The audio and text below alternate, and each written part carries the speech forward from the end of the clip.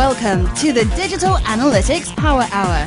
Tim, Michael, Mo, and the occasional guest discussing digital analytics issues of the day. Find them on Facebook at facebook.com/analytics hour and their website analyticshour.io. And now, the Digital Analytics Power Hour. Hi everyone, welcome to the Digital Analytics Power Hour. This is episode 131. It is our last episode of 2019. It is our fifth completed year doing the podcast, which incidentally, Tim Wilson, you've been a part of all but one of those. Well, I've been a part of all of them, but one of them you were not on. We'll talk about that more later. Can you believe the passage of time? Is it credible to you, Tim Wilson? I actually was surprised when I realized this was 5 years. I'm not sure how that happened, but I was like, really? I'm not sure how we got to 131 when we do 26 episodes a year. And I haven't gone back and tried to figure that out, but it should be 130. Mo, how do you explain this discrepancy? With math. I take no responsibility because I haven't been around for 5 years. It's bi-weekly. It's not. It's bi-weekly. Yeah, it's just so funny because it worked out. I was trying to do the math and I was like, wait, it's one different. Didn't you work in retail long enough to realize that there are approximately 2 weeks a month? Oh, man. I'm just saying I'm not going to cover for your mistakes.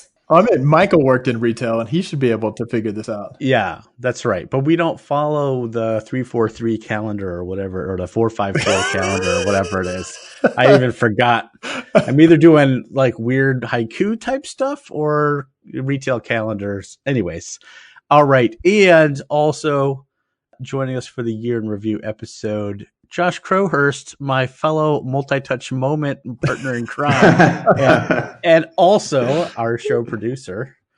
Welcome, Josh. Hey, thanks, Michael. Yeah. So this show, and I'll just do this again for everybody listening, we do 25 for you and one for us, and we spend the last show kind of reflecting on the year that's passed. This is sort of not new content. It's all stuff you probably could have heard before, but we've got deep thoughts. We cover a lot of tricky issues. We make charts and graphs about the performance of the podcast and the areas that are important to us. And we think back on all the guests and topics we've covered in the previous year. And then we look forward to what is happening in digital analytics, this industry that we love. So who wants to kick us off? We're going to go with reflecting on our industry for 500.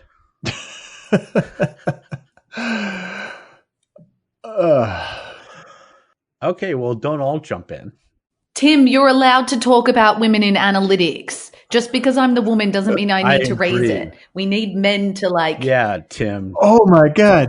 I try so hard to not jump in all the time. And when I don't. Yeah, Tim, listen, Tim, maybe this is a topic where we can get into some of Tim's issues because reflections on Tim. Yeah, Tim. Well, I know how much you love to reflect on personal matters, Tim. No, if we could talk about how I've grown my emotional intelligence over the course of the last 12 months. Absolutely. I would say you're like top 4 in the podcast in terms of emotional intelligence. So. Yeah. All right. But let's talk about women in analytics, because I think as an industry, there are some really cool things to talk about in terms of women in analytics. And I think probably my most proudest moment of 2019 was sitting in my car, listening to the International Women's Day podcast episode that Mo, you hosted, and just like furiously agreeing and making mental notes and writing stuff down. And it just spurred so many amazing things of like, oh my gosh, this is so good. But actually, Tim, you're involved with some other stuff in this area too. So I don't want to steal all of your thunder, but well, I thought you were going to say you were furiously scribbling down notes because you needed to explain to Mo what she could have done better, or what was so great about the episode. Absolutely nothing. So Aubrey Blanche and Allison, my friend Forsats. from Fairy Godpaws, Forsats, did such an amazing job. And anyways, I felt like we had done something right in that episode, and I loved being associated with it, I guess is what I'd say. I think the topic it's tricky because I think it is hard to look at 2019 and not see bright spots and see progress and see a lot of things that are really positive. But then with this topic, like we have to be so careful to not say, and we're there, because we're clearly not at all there. I'm not saying that you're saying we're there. I'm just saying that's where it is tough. I always find it's uncomfortable to celebrate wins, but always having the caveat of saying, but that doesn't mean sit back, pat ourselves on the back and rest on our laurels. Not about that episode, just progress in many areas. I think I would say a big thing. I think there are more men who the light bulb is finally coming on and they're more aware. And I don't think that's because the light bulb necessarily went on for me this year. It just seems like the conversations that I see, there are many, many more men who are starting to kind of get it.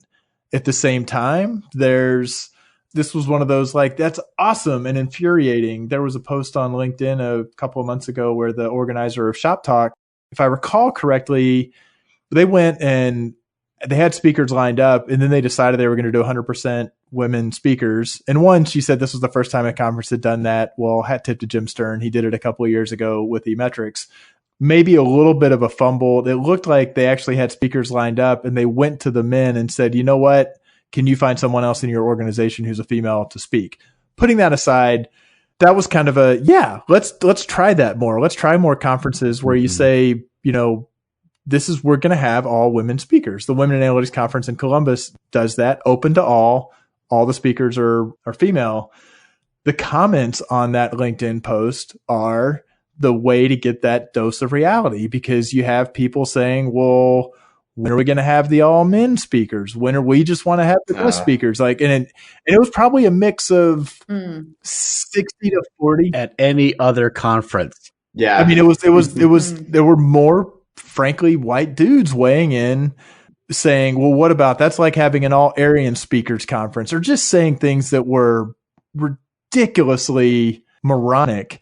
So it's like, hey, this is great. Now let me read the feel good comments, feel good comment, clueless, asshole, you know, not good comment. So, but to be honest, like that show for International Women's Day was one of my career highlights. Like, it was completely incredible, and a lot of thought went into it, because I didn't want it to be a show just about women talking about, I don't know, quote unquote, women's issues. But, you know, Alison and Aubrey are just such incredible people in the diversity space.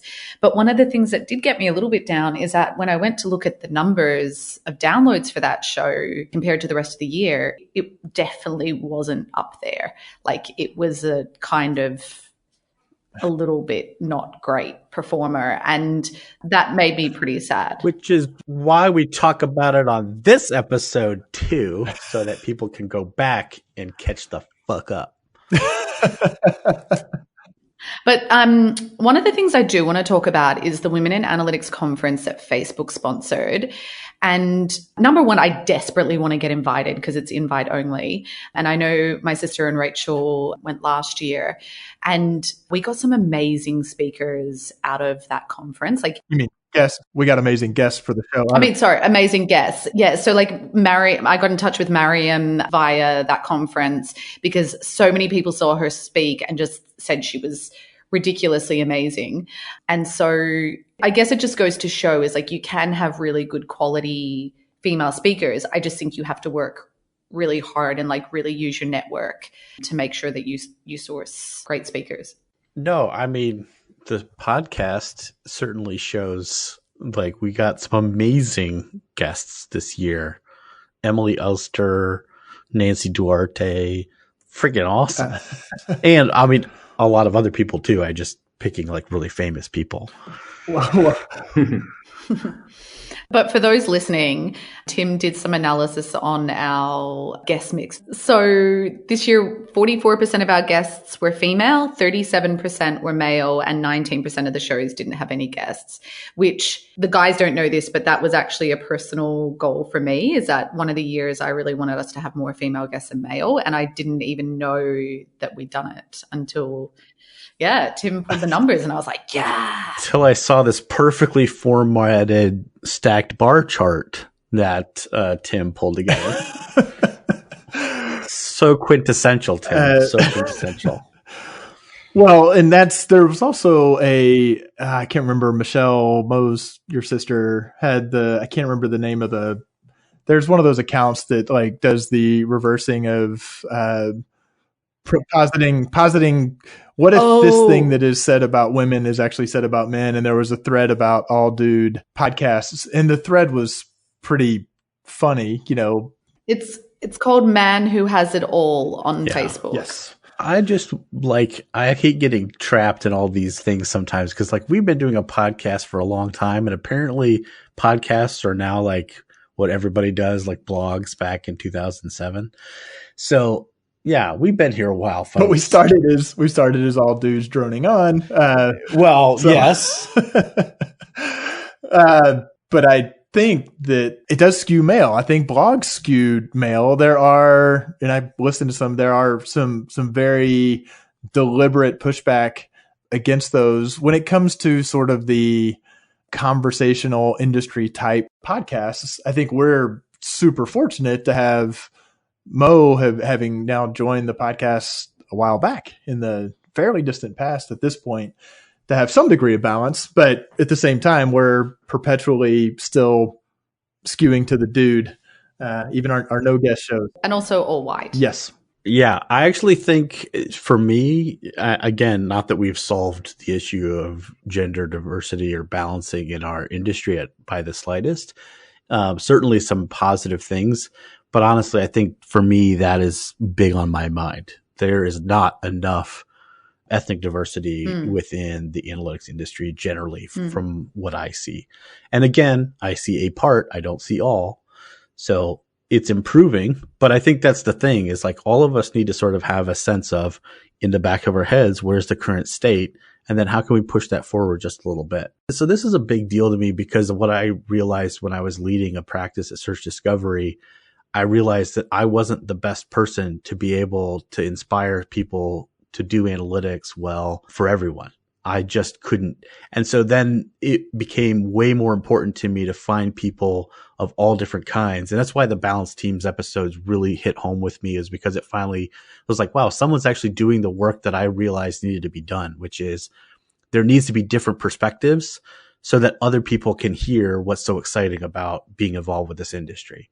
And we need to keep breaking down those barriers and all the other things that go with, like learning about all this stuff. But I'm awesome and I get through to some people, but a lot of those people look exactly like me and they think what I think, and they watch Rick and Morty or YouTube videos that are funny or whatever.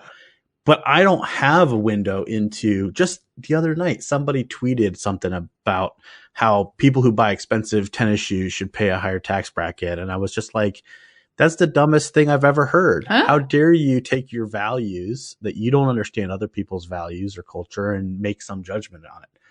That doesn't make any sense to me. That's what's what we have to kind of like start pulling away. But that's why people, when I talk, some people can't hear me. Like, I'm just not going to get through. So did you say something? Yeah, exactly. But I think that's the thing, is like everybody needs role models like them. Yeah, exactly. They need to see somebody like them. I think that's in the US why Barack Obama is such a big deal as a president for 8 years, not just because he was African American, but because he then showed so many people who say, hey, he looks like I do. And that's important. That matters. Anyways. Whew. Now can we talk about GDPR? I'm just kidding. I'm kidding. That's a joke. I have no desire. I'm like GDPR'd out. It's been the first full year under the heavy boot of GDPR, if we will, right? But it's broadened.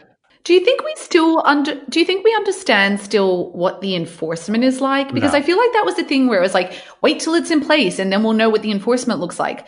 I still kind of don't know. No, there's just been a few wishy-washy things and nothing. I feel like we're still kind of in the mist. But I feel like the converse as an industry, it was the spark that now, because even if people don't fully understand GDPR or CCPA, the discussion around privacy, and partly that is, I think, also driven by browser, with ITP and ETP and those sorts of things, that the just awareness of, hey, there's a lot of this stuff's been chugging along with cookies and tracking people kind of very loosey-goosey, kind of potentially shady activity depending on who's viewing it. So to me, 2019 was a progression. We don't have the answer, but there are a lot more people kind of grappling with the topic. Yeah, I think people definitely started giving more attention to the concept of governance. And it made me realize something actually around the idea of governance generally, which is governance only occurs under two sets of criteria. One is externality of like regulation and those kinds of things like you're forced to. The second is value. If you're actually getting value out, then governance emerges naturally to protect that value and grow it.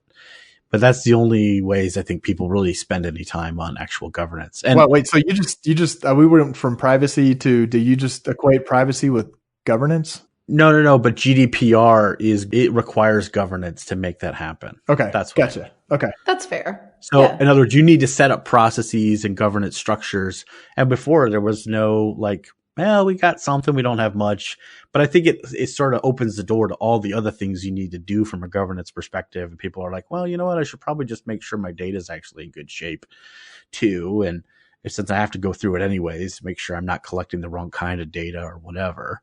So that's what I mean. It's all in that governance bucket to me. And I guess it's interesting because it's like they overlap as a Venn diagram, but there's kind of the ethical. I think of when we had Finn Lattimore on and talked about the ethics of AI. There's kind of the ethics of data collection and data usage, and that's sort of the corporate. Where do we culturally or ethically draw our line? That has to be really decided first, and then the governance processes have to support it. It jarred me a little bit when you went straight to governance, because that's the regulatory requirements to track it. But then there's the piece that comes in that says, where do we fit from how we philosophically want to think about the data that we're collecting and using? Yeah. Well, I've been thinking a lot about that too, actually. Because being in the industry for a long time, before there was nothing, right? So it was just a wild, wild west. We were all trying to do stuff, be the best we could be. And I always sort of had this mentality of like, well, my attitude towards people's data is very pure. I don't personally ever intend to do anything terrible or advertise in negative ways or use data in negative ways. And so therefore, as an actor, I'm a good actor. But that's back to projecting your values onto what... No, I know. And that's what I'm saying is I'm learning it's not good enough. That's just not good enough anymore to have that mentality, because the day I leave, some asshole will come in and start misusing the data. But it's also, misuse of data is not just about intentionally misusing it. It's also about really good intention people making mistakes. No, absolutely. Yeah, I think that's what I was trying. I mean, I think we're on the same page, Mo. Yeah, but it's not binary. I guess that's the other. You could go to 10 people and say, we're going to use this piece of data about you in this way. And one person would say, I hate it. One says that's fine. And 8 other people would say, well, it makes me a little uncomfortable. And it's messy. Right. But I know best. So that's the thing. So it's okay. But so I think you guys have kind of covered the existential threats sort of to the way we've always done things. We've covered kind of ITP and cookie handling in a previous episode, and kind of the discussions around increasing regulation and the ethical side of that. I guess just like one observation I've had kind of working in the Hong Kong market or APAC more generally is seeing more and more companies taking digital analytics functions in-house. And I think it's coming from, in this region, like an ever expanding focus on data and analytics as kind of like a critical function of their business. And it's becoming less and less something that people want to totally entrust to external partners. So like, I guess I'm curious, like, are you guys seeing the same thing where you're at? Sometimes, the market I'm in can be a little bit behind and always sort of playing a bit of catch up to, particularly to the United States and to Europe. So I'm wondering. See, I think the opposite. I think our region is often ahead of the game. And I mean, yeah, in Australia, it's definitely the case where like we now here at Canva, we have 27 people in the data function between data science, data analytics, and data engineering. And I think more and more people do want to take it in-house because data, very quickly, people are realizing that's your IP. Mm-hmm. Like that is something that you need to have ownership of and you need to understand and you need to be looking after the quality. And I'm even seeing a lot of data as a product. Like people are starting to want to build their own data products because for whatever reason, what's in market isn't working. And that's more and more coming in-house. And it's something I still haven't wrapped all my thoughts around, but I definitely think the analytics function, especially, like client side, it should be in-house. Totally. I mean, you have the business context. So, but let's tease that apart. It should be in-house. True. A lot of companies would like it to be in-house. I'm not seeing it strongly one way or the other. The ability to bring it in-house, I feel like our industry, the reason that agencies and consultancies have been doing well is because finding that talent, bringing somebody in-house, it's probably, gap. At least in the States, in a lot of cases, going to cost companies more than they're comfortable paying. They may be able to pay more for a contractor or a consultancy because it's under that consulting contractor model than when they say, oh, for an FTE, I'm either going to get, I think they hire plenty who aren't that great. I mean, there's still a supply and demand gap. So I don't know if you guys see that at all. I think they're hiring shit people. Yeah. If that's your option, I'd like it to be in-house, right. But I can't afford or stomach the cost or find the talent. What do you do? You go international and then you find a way to bring them to you. Like if you don't have enough talent in your market, go to other markets. Oh. I mean, there's like amazing, amazing talent in Eastern Europe, throughout Asia, Australia. Like, I don't know. I just think, and I had this discussion before with other people in the US that are like, Mo, it's not that easy to get someone a visa. It's like pretty be difficult. Real. Yeah. But to be honest, that's how the Australian market is doing this. Like we don't have enough good talent in Australia. We're moving people here. But my understanding is Australia it is much, much easier to actually, the States particularly, we're fucked up on many, many fronts, but crossing international boundaries you're basically pointing out that that's hurting industry and that picking up that talent is really tough. Oh, geez. We just landed on the pro H-1B side of the argument. That's disappointing. Well, only for the negative backdrop to it. Anyways, I think from my perspective, Josh, on this, I think you're right about this. And actually, I'm making a pretty big personal bet that that's the case because I just started my own company to basically help companies build their analytics organizations up to be able to do this kind of work. So I'm a consultant, but I'm a consultant who helps companies in-house their analytics better.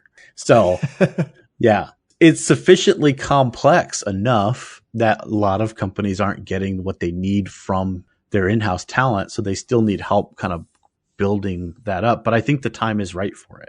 Or people are starting to value it more than just what the traditional advertising agency was providing to them over the years of sort of like canned reports with no real kind of understanding of the context of the business and those kinds of things. Right. And I think to your point, Mo, of how things are proceeding in Australia, I think that's really heartening to hear about a place where people are really giving it that kind of focus, because that's really what is demanded, right, to make this work effectively.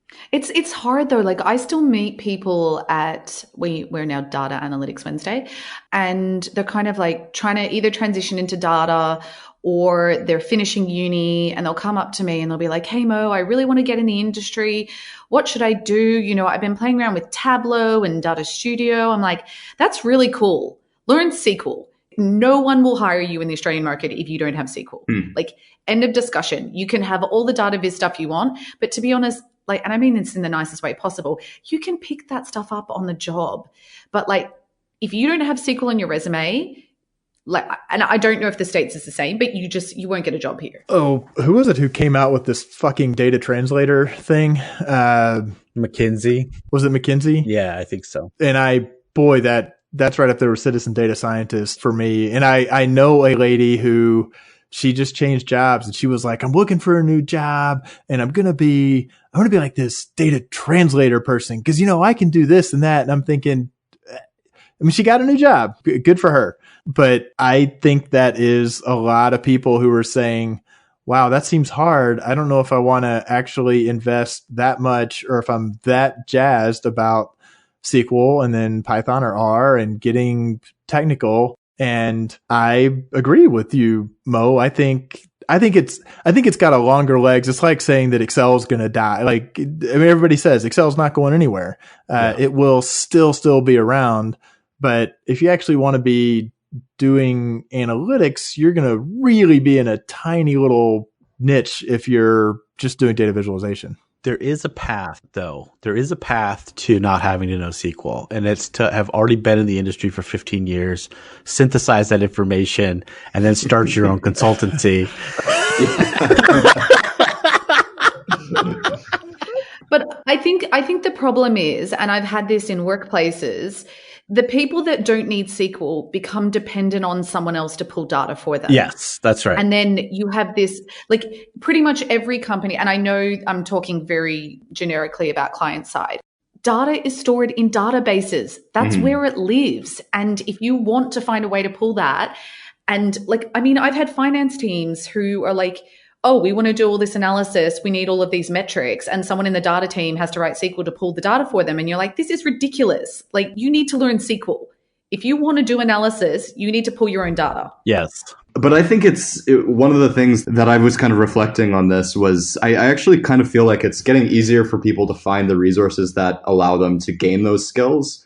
So, and maybe that's just because of kind of over the past couple of years, I've become more involved in getting into the community. So whether that's through the Measure Slack or this podcast and others like it, and finding resources online, lots of amazing courses, lots of amazing resources for learning SQL. You don't have to necessarily pay for that anymore, and you can kind of do it on your own. So I do agree it's totally necessary. I just feel like it's easier to pick that up than it was even 5 or 6 years ago when I was first getting into this industry. But it's funny, I'm even getting to the stage with marketers and product managers. Like, I know some companies here, they won't hire you as a marketer or product manager if you don't know SQL now. Wow. And all my friends who are in the industry who are like, what's the one thing I should learn? And I'm like, SQL. I'll counter it a little bit. I mean, I'm obviously on that same path. And I have, as a SQL dabbler well over a decade ago, who then had no need to use it, and I've kind of gotten back into it a little bit. But the reality is, working with a number of very large companies doing, I think, what would be considered real work, certainly seeing what is real work being done by their in-house talent, by our staff, by agencies, there are still, if you were living purely in the digital world of, call it digital marketing and digital analytics, not everything winds up in a SQL database. Like, the number of databases that I even have access to is vanishingly small. Now, I'm outside and I've got a range of responsibilities, but even the people who are in-house and looking at the scope of what their mandate is, which is reasonably legitimate, and yes, they could always be doing more, there aren't necessarily databases that they are hooking directly into. 2024, we're going to revisit this topic. And I am totally betting that things have moved even more in the direction. I'm not the one defending. I'm just saying, let's not make it like I hate absolutes on anything. Like, literally no absolute is ever right. I'm not saying an absolute. I'm saying when people ask what skills they should learn, that is the skill they should learn. Could you stop and acknowledge my joke first? Only a kiss deals in absolutes. Sorry. Star Wars joke. I do have one reflective topic, okay, which I've kept as a surprise reflective topic. Uh-oh. Because I think this is going to get even more pushback. I'm on the same page with you SQL wise, just FYI. Thanks, Helps. So you know. I was joking about me not knowing SQL, but if you're coming into the industry right now, you need to learn SQL. And the reason Tim and I can get away with not knowing it is because we've been around for so long. There's other ways we can add value. Yeah, totally. I feel like I know it better than Michael. I also have done SQL and can learn it again. So fuck you, Tim. I could totally do SQL anytime I wanted to at an appropriate level after a little bit of Googling and some Stack Exchange. Okay, back to you, Mo, on your surprise reflection. Okay. So the war was waged and, drumroll please. I don't know what we're drum rolling. Python won. Everyone I know who knows R is either learning Python or like pretty advanced in Python. In my team alone, like I'm the only person who's still just an R user. All the people that use R have gone to Python. Like, I'm not saying that R doesn't have use and I still use it, but I think for the industry, there was a war and Python won. I don't think it was a battle, but okay. Yeah, it's sort of like... Why don't you think it was a battle? You just said, like, hey, peanut butter and chocolate had a war and peanut butter won. It's like... Well, in that one, chocolate won. Google Analytics and Adobe Analytics had a war and one of them won. I don't see it that way at all, but... I like them both. I just don't see them really in that much of opposition to each other. Like, I don't... I'm like really surprised by this. I think personally I would go Python because somehow it makes more sense to me, like the way the syntax works. R still confuses the crap out of me, but I've done some tutorials.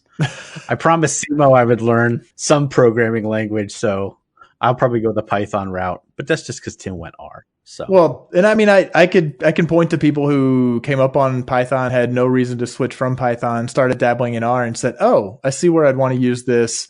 I'm really intrigued by it. And on their own, as projects are coming up, are saying, I'm going to do this in R because I see the benefit there. And I still think Python has a ways to go when it comes to the visualization presentation. I think there are pockets of what R does. And then the fact is they can cross over pretty seamlessly between using both. You can embed Python in R and you can embed R in Python.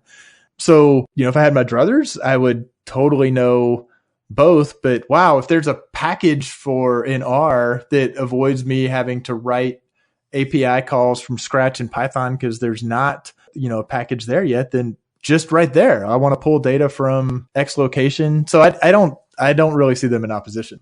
I don't know. I think that the way that I'm seeing Python being used, and this is because I am seeing a lot of this, like people trying to build their own data product, or you're trying to build analytics back into your platform or like an ML model or all that sort of stuff. You can productionize Python better. And therefore I'm finding there's less and less uses for R in my everyday work. Like I still think it does an amazing job when you're like trying to do analysis and that sort of stuff. I just think that if I had my time over again, I would be learning SQL and Python. I think it's a fair statement, and I'm not really authoritative enough to know that when it comes to operationalizing machine learning, that you do wind up saying that should be done in Python. But I think they both have massive install bases with massive breadth of use cases, and to again, make a declarative statement that we're not talking OS2 and Windows here. So But we'll finish with this, which is some validation for you, Mo, because the number one language on the developer survey that people wanted to learn was Python. That was the Stack Exchange survey. Doesn't make it right. It's still a why not both type situation, but definitely is growing. Right. But keep in mind, Python still general purpose with once pandas came on and continued development, tons of analytics capabilities. But you're comparing a general purpose programming language to one that was built for and by analytics and statisticians. Right. Statisticians. But to be honest, like that's one of the things that I've loved about watching how Python has evolved in companies is that all the full stack engineers are learning it too. And so suddenly when you build data product, it's not just about the analytics or data science people managing it. It's like the engineers want to be involved in it. And then you suddenly have this conduit between these two different areas of the business. What's the front end for that data product? Yet another language, right?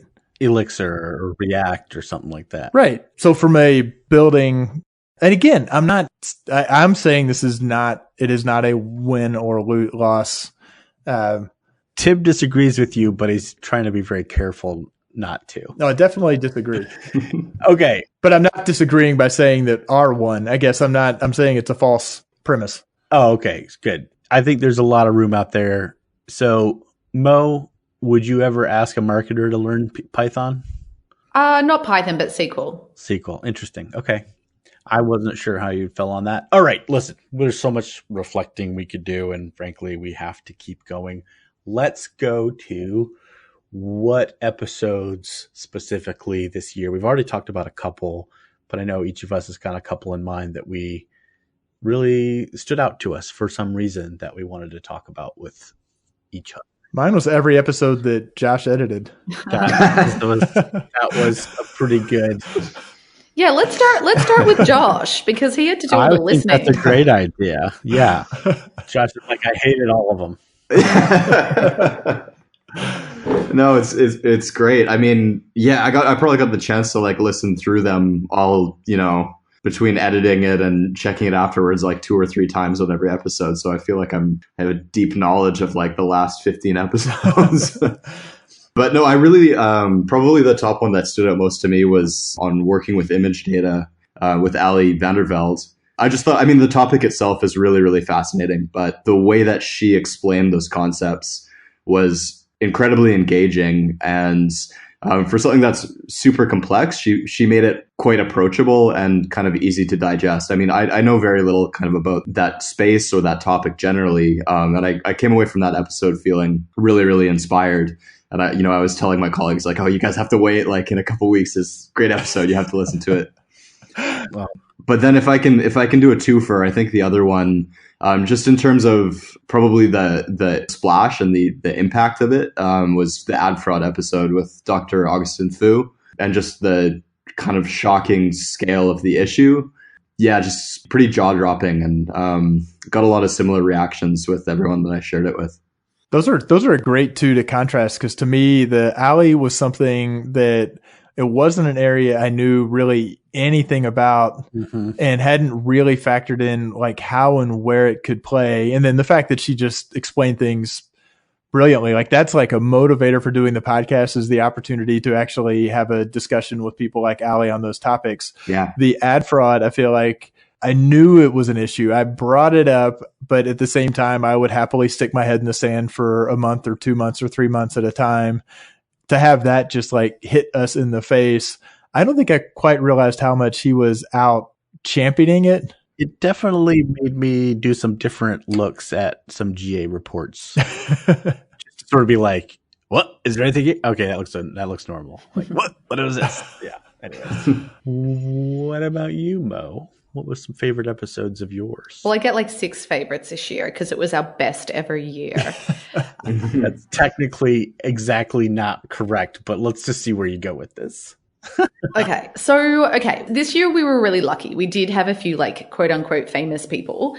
So the episode with Emily Oster about contradicting conventional wisdom with data, and of course the episode with Nancy Duarte on data stories, those two were like, people I never thought in my life I'd get to speak to, and was completely incredible. But then I just loved the episode with Mariam about what's in a job title, maybe the data shows. I talk about that all the time with our internal recruitment team. It constantly comes up in conversation, and like I actually left feeling like I learned something really tangible about recruitment. And then of course, like, how could the Creating Balance team with Aubrey and Alison not be just this amazing highlight for the fact that it was the first all-female show, but also like I was pretty nervous about hosting the show on my own because I think obviously you guys just have so much value, but to have those two incredible women just like bouncing off each other, it was almost amazing to just kind of be a spectator to that. Well, I feel like we should call out. And then the Ali episode about working with image data. I like that. Anyway, I can't choose. I also wanted to mention, it made me think of episode 117, which is the What's in a Job Title with Mariam Jahanshahri. In Harvard, I think, just published a paper like 2 weeks ago where they did an experiment across 60,000 different job applicants to Uber to show how the words used change who applies for these jobs. So like there's academic research showing some of this stuff. Then like I was like, wow, we were way out in front on this on our show. Welcome to the party, Harvard. That's not really what I thought. But what I thought was like, that's awesome to see like more research going in. We'll put this in the show notes. I'll find the document again and we'll put it in the show notes. But it's just pretty cool to see like, you know, hey, this research is ongoing. Anyways, totally agree with you, Mo. Well, to follow on that, I think we asked, remember after we'd finished recording, and I'd asked if another company that I can't remember what it was a competitor of Merriam's, and they are. But there have been some of those kind of machine learning driven, trying to kind of extract the metadata. Like we are going to get to that natural language processing episode. It will be one of our favorite shows of 2020, even though we don't know exactly who we're going to talk to or how it's going to go, because it's been a little bit of a gap. But I think we didn't make it super clear. You started to say this earlier when we were talking about the International Women's Day episode, that like Mo, you alluded to it. Like the idea was this was not going to be a show about women in analytics. It wasn't going to be, it just landed people where that essentially, I mean, it became diversity. So it was a little bit broader. That really wasn't the intention. And when you do it this year, the amazing guest you have lined up, you know, it probably won't be that. So yeah. This is tough. The farther we go down the list, I know. I think one of the best ways that you champion women in analytics is not by women talking about women in analytics, but about women just talking about the amazing work that they're doing anyway. Absolutely. Like the Ali Vandervelts of the world, where you just are like, look at this amazing woman who's doing this really cool work, or Mariam, or Emily. Like that's how you champion diversity, in my opinion. Which this was before you joined, when it was for the period when it was just Michael and me, and we had Krista on an episode, and it was a woman talking about women in analytics, and we kind of we agonized. I mean, kind of with her, we're like, it was she had put out some thoughts and content that was really good on the topic. And we said, I think we even acknowledged at the beginning of the show that, yeah, this is inherently awkward to have this discussion. And I think, well, you know, this year we've had most of our discussions that have had women has just been a topic where the guest is a woman. But that one still stands out to me as definitely a top show,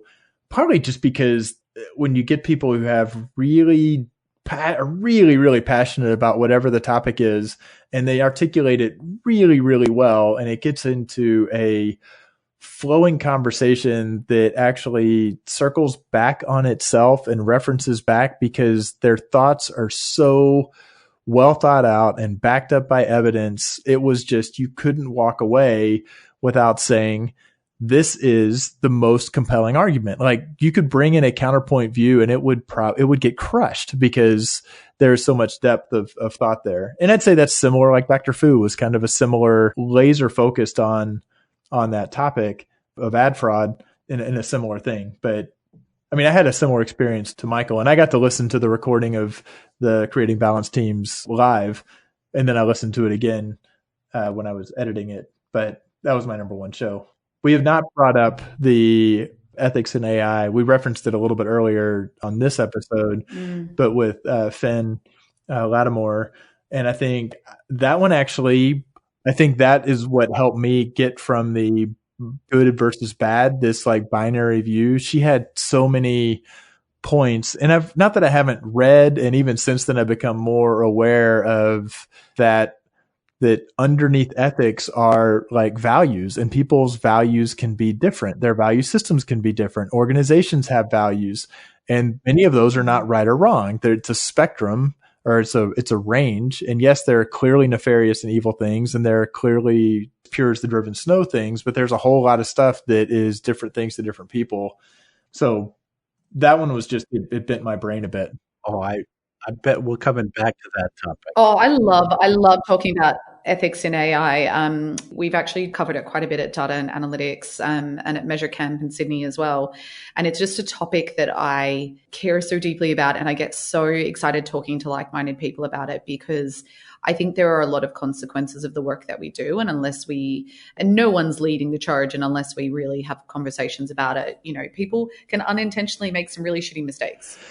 I worry that as human beings, and especially in the Snapchat, Instagram, Twitter culture that we're in, where things are sound bites and our ability to think deeply is getting diminished. And the ethics in AI, it is a broad and deep topic that requires an attention span that's longer than a 1 hour meeting. And I think that's, privacy and ethics kind of overlap on that front. But I worry about the human race losing its ability to wrap our brains around complicated topics. Well, the New York Times has been publishing those documents from the Chinese government about how they're using data and AI to basically oppress a people group in the Uyghurs. So I know by saying that, Josh, I'm putting you in harm's way. So sorry, but but I mean, we're living on that frontier, right? Right now, like there's stories going around about how in China they're about to force you to use facial recognition to log onto your phone or to the internet generally. So we're headed down a track, and it's got some craziness on it. Anyways, ethics and AI is super important stuff because could be used for really great things. It could be used for really the most evil things we've ever seen as a human race, potentially. Okay, so let's get back to shows we liked. So, Tim, I hit mine. Any other? No. Okay, you get yours? Yeah. Okay. Well, I saw like some of the ones that other people did. And so I was like, well, let me not double up on some of these because I certainly would count them. So I was like, well, what are some ones that I super enjoyed it. I loved the content of it and the people we had on. And so 2 stood out to me out of all the many great episodes. So first was episode 109, which was the podcast measurement episode with Stacey Gores from NPR, and her team developed this rad remote audio data protocol. It's open source, so anybody who does a podcast can use it and set it up in their application. And it was just so cool because it sort of represented this nifty, cool frontier of analytics that, really hasn't, we're still working off of basically downloads for the most part in the podcast space. So much work to be done. And so it's kind of, neat. I like that one. I'm a little ethically squeamish about that one because she did actually wind up sending my daughter like a little set of National Public Radio, like swag socks and stickers and stuff. And I felt like maybe I'd, use the podcast for my own personal gain. But so you were ethically challenged because you used your connections to get stuff from NPR. You could be a donor, Tim. Just donate some money. I think they do that thing where they ask you to donate. No, that was kind of awesome. Almost made me, get within 27 miles of being cool to my daughter. And then the other show that really stood out to me was actually episode 122, which was the one we had with Astrid Illam dealing with disparate stakeholders.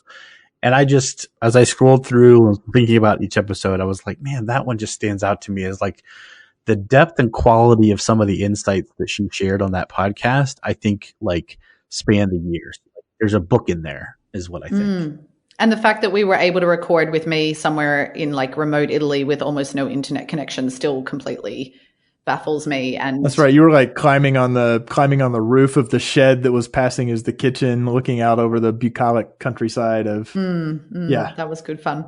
This Astrid could be the session I'm most looking forward to at Super Week because she's basically putting her futurist hat on and thinking about analytics. So that ought to blow our minds for anyone who makes it to Super Week. Yeah, that is definitely a must see at Super Week. Register today. Okay. This is going to be a long ass episode, but we got to keep going. Don't want to shortchange the most important part, which is now we've talked about the industry. We've talked about the podcast. Now it's time to talk about us. What are we doing going forward as an industry, personally? What skills do you hope to learn next year? What do you think are some big things that are going to happen in 2020? And for you, that means besides growing our LinkedIn group for the podcast and making it baby steps. Baby steps, Tim. Is mine to be less of an asshole next year, to truly grow my emotional intelligence? Goals have to be achievable, Tim. Yeah, exactly. Thank you, Mo. Are you talking about the LinkedIn group or my emotional intelligence? You decide, Tim. It's best if you just figure that one out yourself. So I've got one. My role here at Canva has actually been kind of weird in that out of the 12 people in data and analytics, everyone's super, super technical, does a lot of data engineering, building data products. And I've just been this weird person since I started where I'm like going around the business fixing problems, and a lot of them is fixing data problems. And 2020 for me is really going to be about building our data culture, which is super important. But one of the things that my coach has talked to me a lot about is like, but Mo, you took this job because you wanted to grow your technical skills. And I'm like, that is 100% true. And so what we're trying to do like each week is carve out some of my time to actually do deep technical work. And if I say it here, it will really force me to hold myself to account.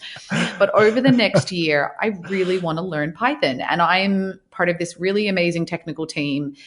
Like everyone writes amazing code. There's really good QA practices. So I feel like I'm in the right place to do that. And my coach and I are really working on how I make sure I have enough time to do it. So 2020, the year of data culture and Python.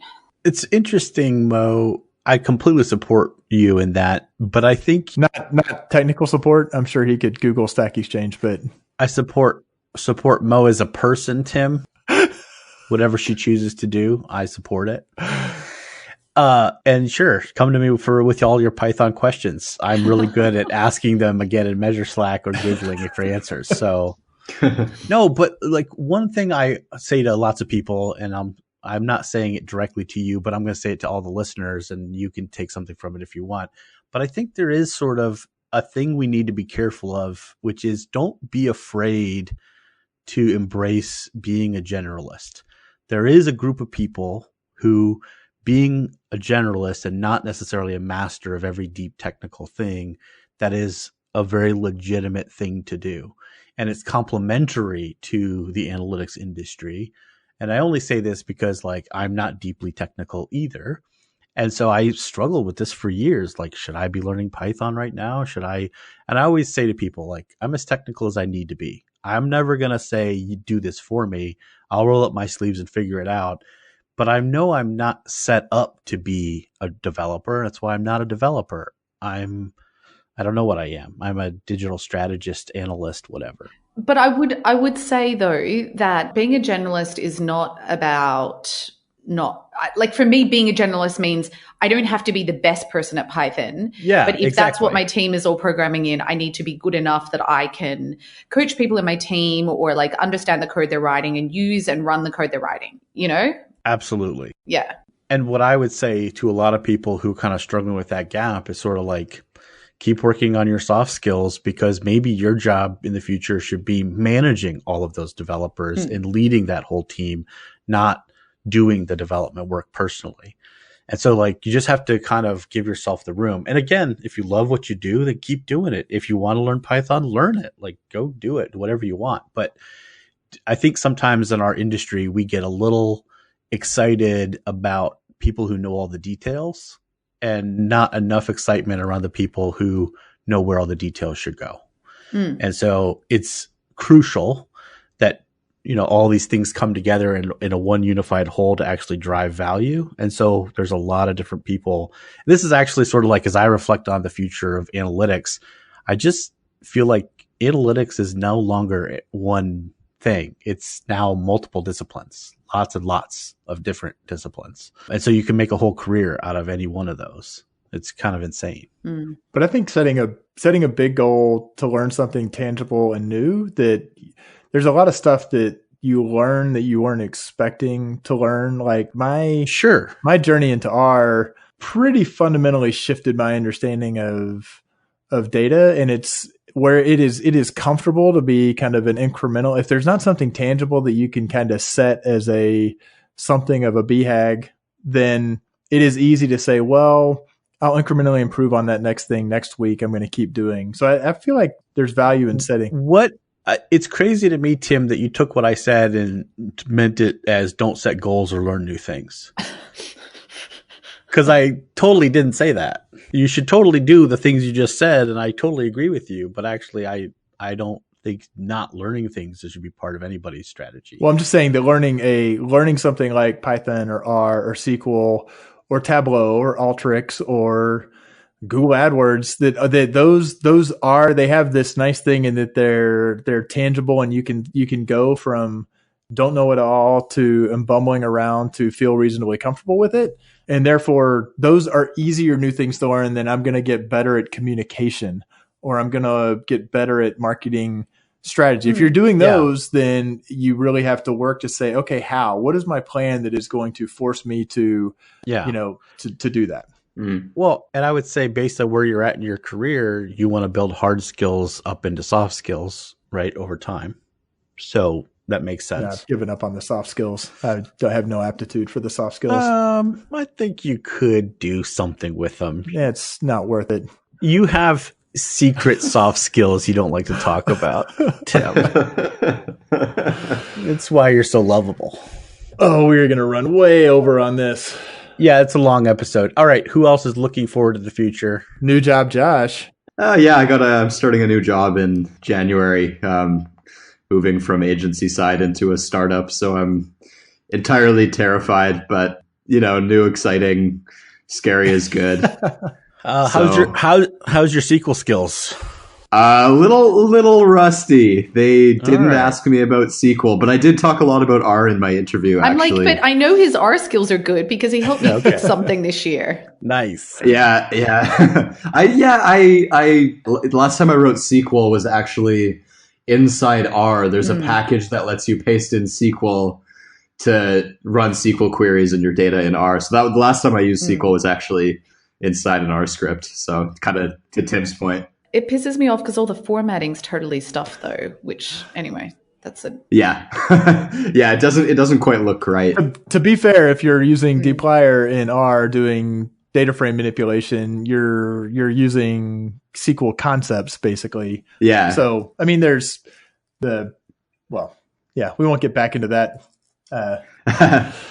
But yeah, and then just in terms of stuff I'm super excited for, it's going to be my first Super Week this year. So I've heard so many good things, and I'm looking forward to being there and, meeting some people face to face for the first time, such as you folks on this podcast. Yeah, actually, it was Super Week where we all three, the rest of us met the first time too, Mo, right? It met in person 2 years ago. That's right. All three of us together at the same. Tim, we met at an eMetrics, I believe. Okay, so I am looking forward to next year too, because I have done something very foolish and quit my very nice job at Search Discovery and started my own company.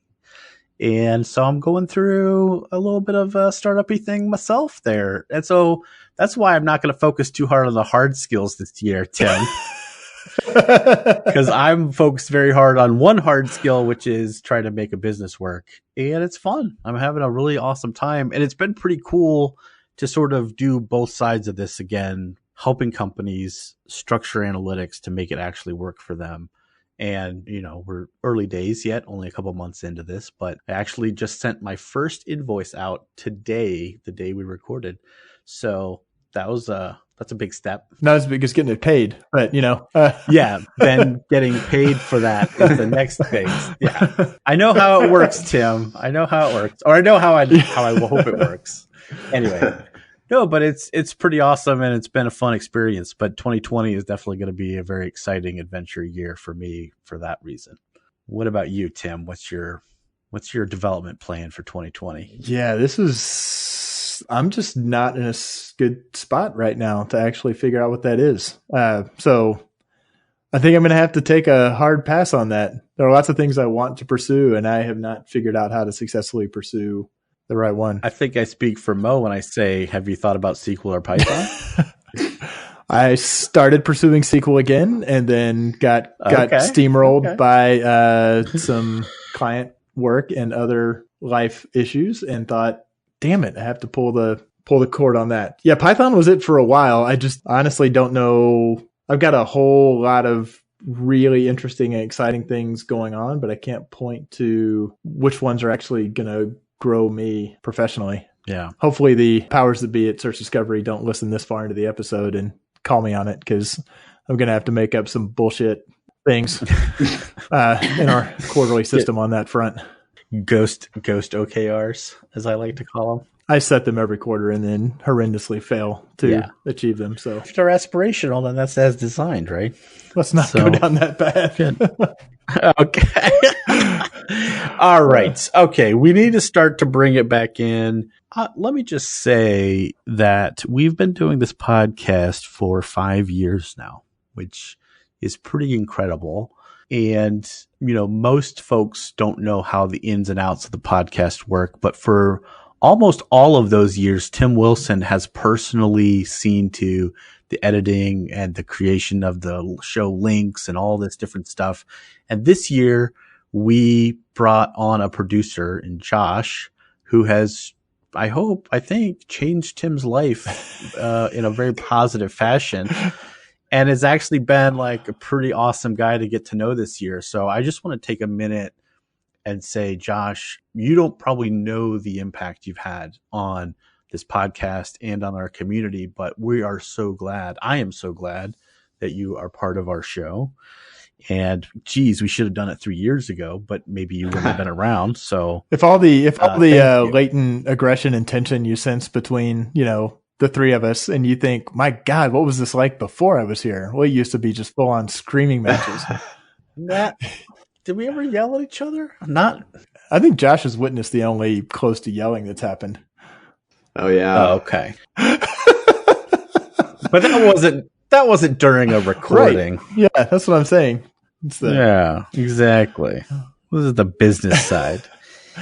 I agree. Josh it has been awesome to have. And that's where, hopefully we've gotten feedback that people have enjoyed like the multi-touch moments. And that's not just because Josh you're part of them, but that has actually partly been because it's freed up capacity for us to even like think about and, do those sorts of things. So think of dumb stuff to say. There are things that are happening that aren't just behind the scenes operational improvements, although those are keeping us sane. Oh, that's awesome. Thanks for the shout out, you guys. Like, I'm honestly having a great time helping put the show together. And it's been great to kind of get to know you guys. So plus it makes all the news going on in Hong Kong. Like you joined just in time for it to be instead of a passing news story. It's like, okay, Josh, are you still far enough away from the? Yeah, yeah. You guys have live updates on the situation on the ground in Hong Kong. So I will, as kind of as my sort of big reflection, I sort of feel like, this is a somewhat repetitive topic because this is the 5th year in review episode we've done. No, things have shifted. I feel like every year when I kind of look back on the year of the podcast, I've got like a series of those really cool interactions with listeners, people that I knew before, people that I didn't know before, people who have said that they got something really useful out of the show, just people I've gotten to know. And that was kind of the excuse because it seems like we're reasonably approachable.